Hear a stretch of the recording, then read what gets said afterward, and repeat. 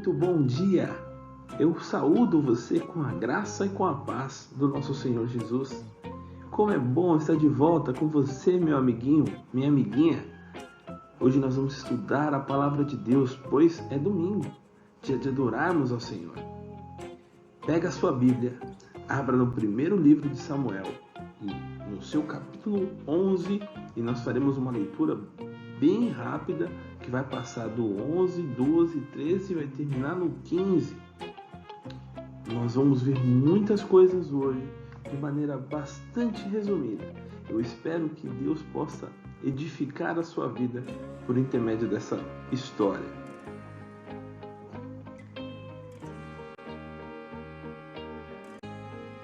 Como disse, faremos a leitura do capítulo 11 ao 15. Não totalmente, mas de alguns trechos dessas passagens. E o título do nosso estudo é O Reino Fracassado de Saul.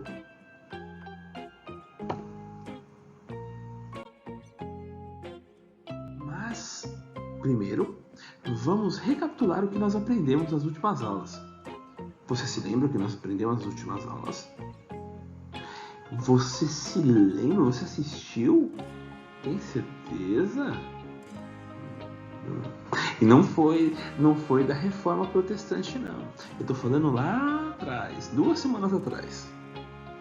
Eu vou ajudar você. Se você não se lembrar, vai aparecer um card aqui em cima agora. Aí você clica nele, que você vai ser deslocado para lá. Mas eu vou tentar dar uma resumida, mais ou menos. Nossa última aula do livro de Samuel foi dividida em 3 partes. Bom, a última parte mostrava quando o rei Saul assumiria o seu posto, quando de fato ele ali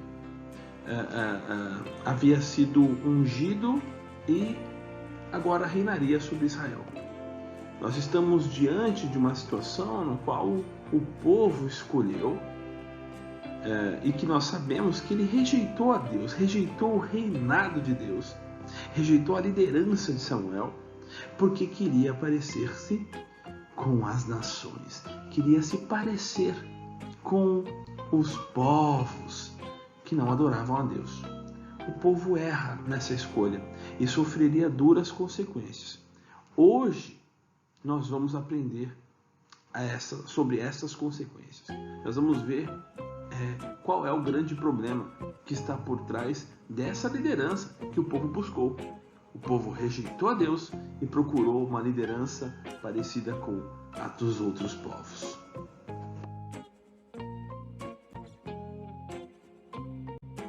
E o que nós vamos aprender no estudo de hoje? Bom, eu quero conduzir você, jovenzinho e jovenzinha, a primeiro considerar o que Deus espera do seu povo. Fazer com que a gente pense um pouco. O que Deus requer de nós? O que Deus espera que nós façamos? E como segundo ponto, que nós aprendamos a esperar no Senhor. Sermos obedientes, sermos conscientes da vontade de Deus e não sermos assim ansiosos em fazer as coisas do nosso próprio jeito. Você vai entender muito bem o que eu estou dizendo. Vamos seguindo em frente.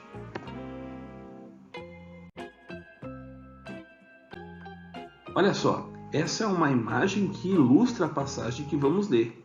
Uma das, né? Nessa aí, nós vemos Saul oferecendo um sacrifício a Deus e tomando o lugar do sacerdote, que no caso deveria ter sido Samuel. Ele usurpa. O que é usurpar? Bom, usurpar é tomar algo sem o devido direito. É como se fosse um roubo, mas é tomar aquilo que não lhe era devido, né? Tomou o lugar de alguém que não lhe era por direito fazer. Por exemplo, o rei Saul tomou a posição do sacerdócio, mas o sacerdócio pertencia a Samuel.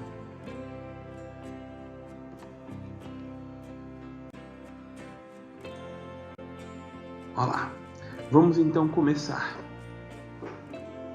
Bom, muita coisa vai acontecer entre o capítulo 11 e o capítulo 15. Eu vou tentar fazer um resumão.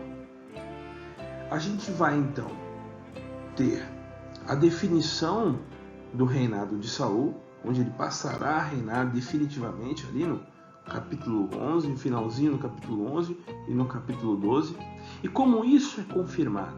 Através das derrotas dos povos vizinhos, em especial dos filisteus. Deus concede com que o povo de Israel se fortaleça e, sob a liderança de Saul, vença os inimigos. Isso mostra para o povo que Saul, era digno de liderar o povo, pelo menos por enquanto, né? Então Deus confirma a liderança de Saul nas vitórias que Israel tem sobre os povos vizinhos. Então a gente vai seguir no capítulo 13 e aí a gente vai ver as grandes falhas de Saul. E é por isso que a gente vai entender que é o declínio do seu reinado, é a queda do seu reinado. São falhas cruciais, falhas que um servo de Deus não pode cometer, ainda mais na posição que ele estava. Primeiro ponto, usurpar o serviço sacerdotal. A gente viu agora na imagem, eu expliquei sobre o que é usurpar, tomar algo que não lhe é devido. Bom, essa passagem nós vamos ver ali no capítulo 13, entre o verso 1 e 22. Eu peço a você, jovenzinho, papai e mamãe do jovenzinho e da jovenzinha, leiam com seus filhos, estudem essa passagem. Vai ser gratificante, edificante para vocês. Mas vamos lá direto ao ponto. Lá no capítulo 13, então, a partir do versículo 8, diz assim a palavra de Deus: Esperou Saul 7 dias, segundo o prazo determinado por Samuel. Não vindo, porém, Samuel a Gilgal, o povo se foi espalhando dali. Eles estavam se preparando para uma batalha. E o povo estava se espalhando porque estava ansioso por aguardar o sacerdote. Então, o que Saul fez?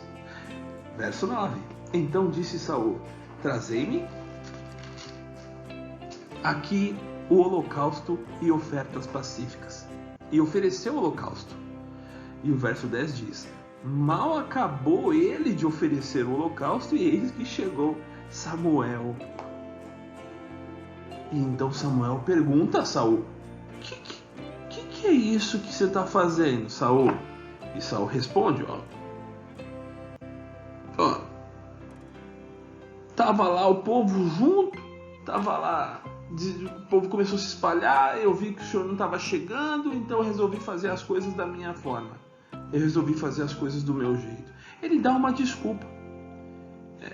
E até que a desculpa dele não é de todo ruim, porque ele estava preocupado com o povo, mas é uma visão da parte de um rei que serve ao Senhor muito limitada.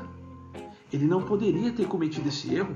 Ele deveria ter confiado na palavra do sacerdote, do profeta, que é a boca do Senhor. Se ele disse que viria, ele viria. Saul foi experimentado e não passou no teste. Olha só as consequências disso.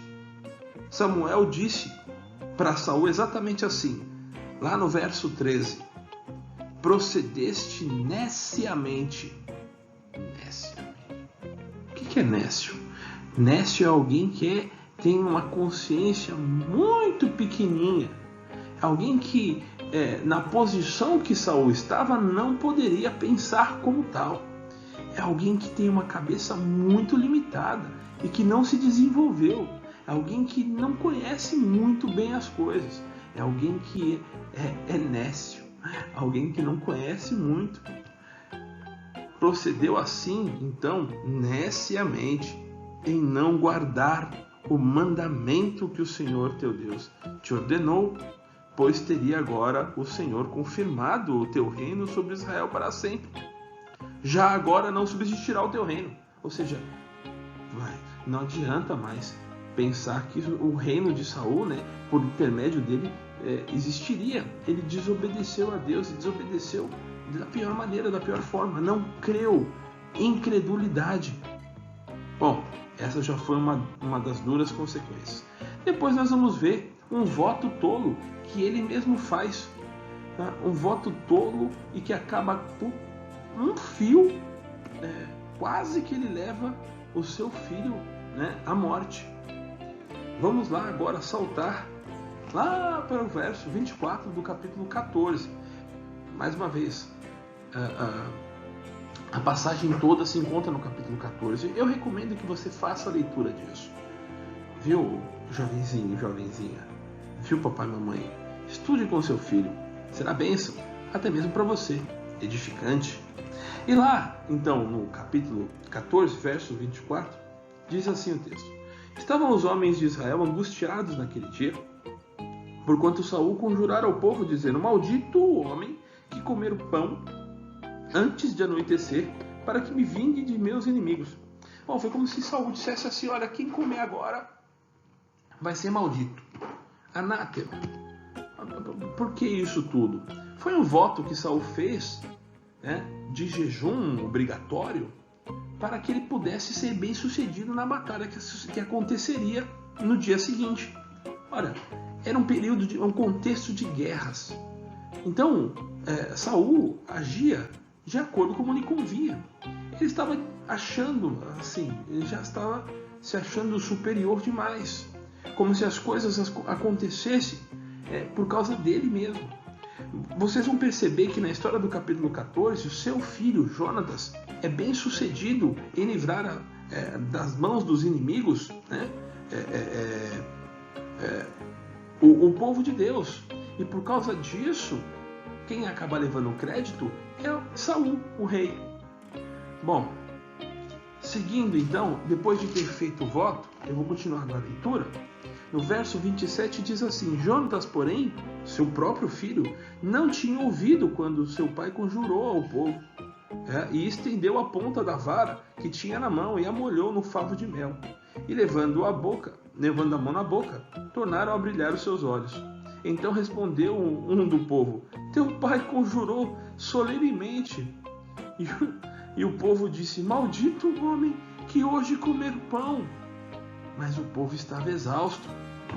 Então disse Jonatas: Meu pai turbou a terra. Ora, vede como brilham meus olhos por ter eu provado um pouco deste mel. O que Jonatas quer dizer é o seguinte: nós todos estamos exaustos, estamos prestes a ir para a guerra. E meu pai, ele turbou a terra. Turbar, neste caso, seria perturbou mesmo. Ele ao invés de pensar sabiamente, ora, o povo está prestes a entrar, né, em conflito, ou talvez se ele tivesse recebido essa recomendação da parte de Deus, vinda do profeta, do sacerdote, então tudo bem, ele poderia proceder como tal, mas não, ele fez isso da sua própria consciência, obrigou o povo a fazer um jejum ante a guerra. Isso traria um grande prejuízo para eles. Então foi Jonatas, além de comer, com a forma de falar, acabou incitando o povo a comer também. Enfim, eles todos se alimentam. E eles são bem-sucedidos. Eles conseguem vencer os inimigos. E quem se destaca diante disso? O seu filho Jonatas de novo. Bom, aí nós vamos saltar aqui e vamos ver o que acontece na decorrência disso. O verso 41 diz assim: Falou, pois, Saul ao Senhor, Deus de Israel: Mostra a verdade.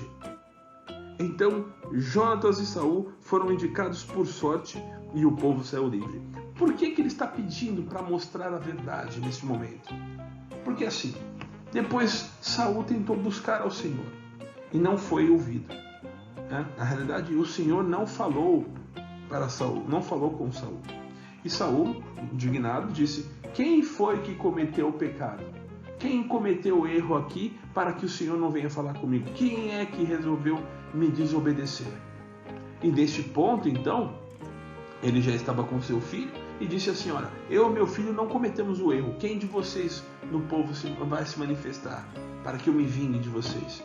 Bom, ninguém se manifestou também e nem disseram que foi Jonatas que havia comido, diante do voto que o pai, o rei Saul fez.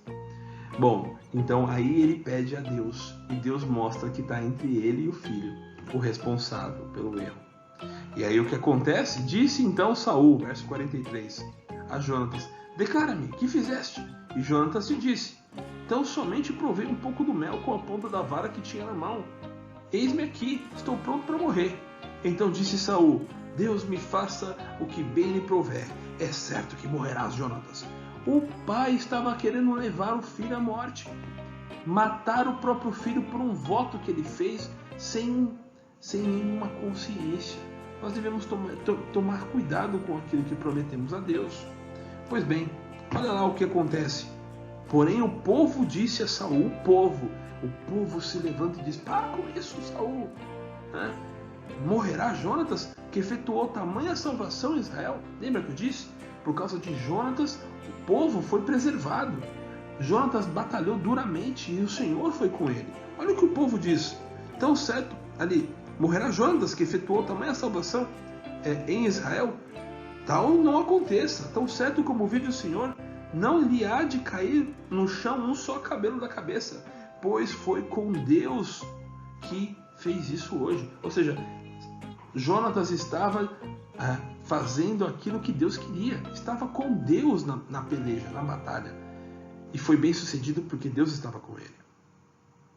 Bom, e Saul deixou de perseguir os filisteus, e estes se foram para a sua terra. Assim o povo salvou a Jonatas para que não morresse. Bom, por conta disso, mais uma das falhas. Então nós vimos já 2 falhas de Saul, e agora nós vamos para a terceira e a principal das falhas.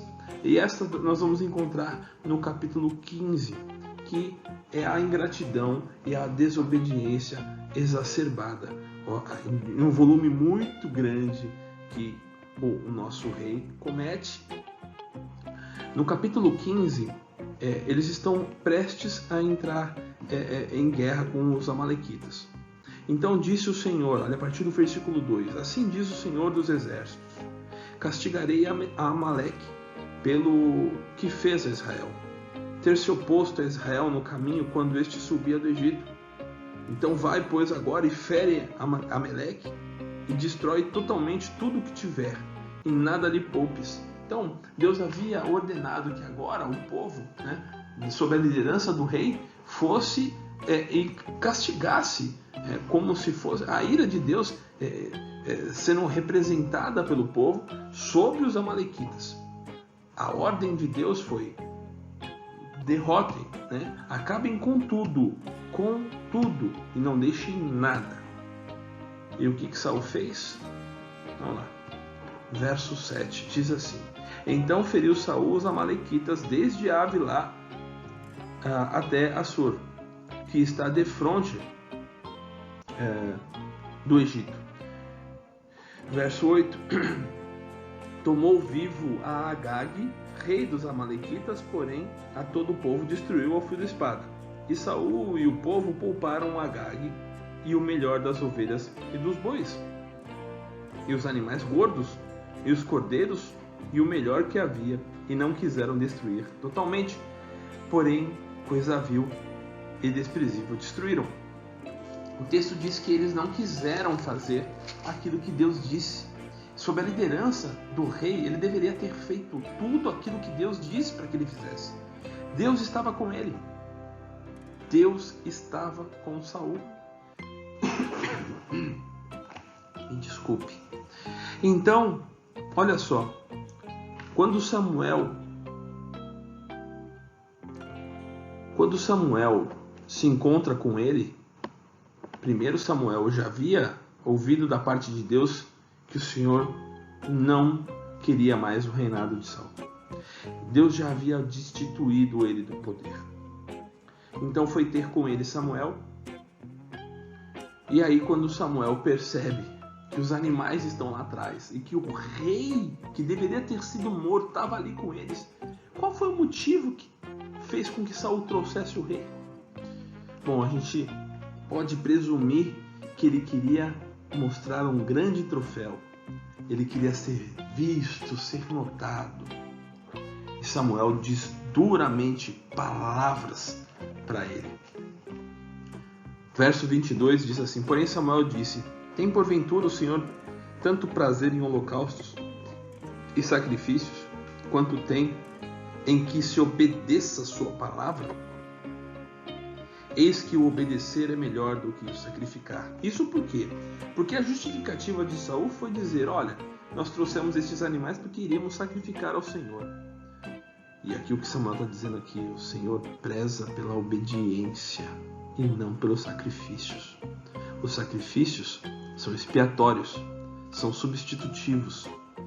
Eles vêm para servir de substituição ao pecado do povo.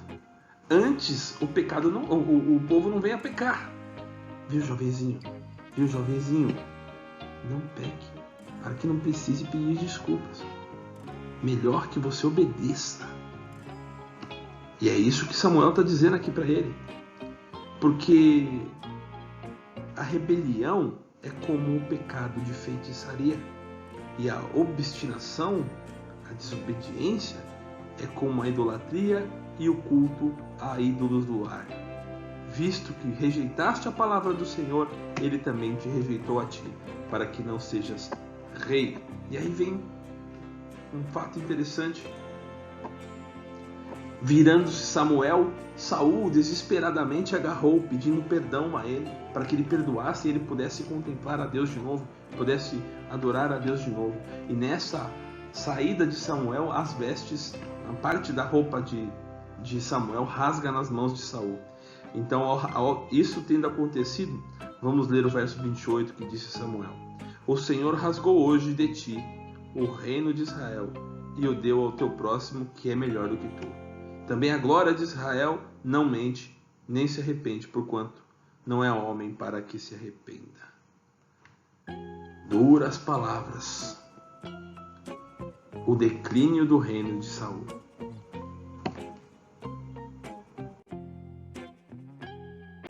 Essa é uma cena que ilustra essa última passagem que nós lemos.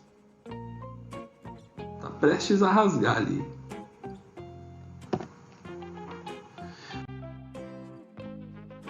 Bom, vamos chegando ao fim da nossa aula. E o que a gente aprendeu hoje? O que Deus espera do seu povo? Meu irmãozinho, minha irmãzinha, jovenzinho, papai, mamãe. Deus espera que o seu povo obedeça a sua palavra. Deus requer de nós um povo que confie naquilo que Ele diz, que não queira resolver as coisas por conta própria, que confie no Senhor. Confiança e obediência são as chaves desse estudo de hoje. É necessário que nós confiemos em Deus, confiemos na sua palavra, saibamos aguardar quando Ele diz que fará, e que obedeçamos a sua palavra, a sua lei. Que não andemos por aí fazendo as coisas do jeito que a gente acha que é certo, porque da forma como a gente acha, dá tudo errado. Foi assim que aconteceu com Saul. Ele achava que ele era bonzão. Ele até podia ter boas ações ali, mas de boas ações, é até um ditado, né? As boas ações neste caso aqui não resolveu nada, pelo contrário, complicou. O melhor a nós é seguirmos a vontade de Deus, seguirmos a sua palavra, a Escritura. Por hoje é só. Eu oro a Deus para que Ele te abençoe. Eu oro a Deus para que Ele te abençoe muito e que você possa continuar servindo a Deus, obedientes e confiantes. Um beijo.